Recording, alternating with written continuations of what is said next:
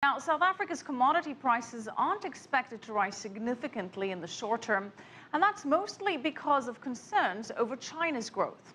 Angelo Coppola has more.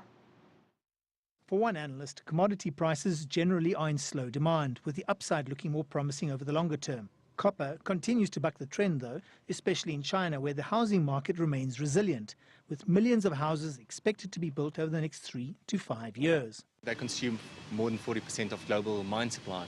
And 40% it's very, very much China-driven. And on top of that, obviously, US, Europe, the other areas, the growth rates has kind of stabilized. China important structurally also. China does not produce enough copper. In the past, South Africa was known for its gold production. It's come down in terms of the amount of gold that it does produce. But it appears that the gold price is supported by something else. We think that China is underinvested in this metal.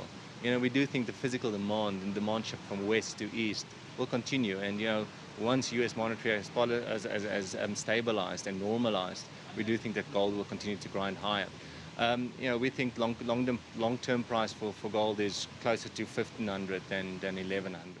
Despite the fact that the platinum sector is under a bit of duress and stress at the moment, there is a longer-term view, and it's about stockpiles. We do think that quite a lot sits in the U.S., quite a lot sits in Europe. We think that, that could be up to around about 3 years worth of consumption in terms of inventory. Not all of it's, of course, available to the market. Some sites sit with fabricators, some sit with the auto guys, some are in ETFs.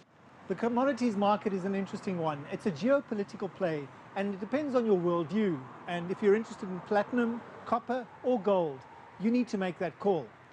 But it is a long-term call. I'm Angelo Coppola for CCTV in Johannesburg.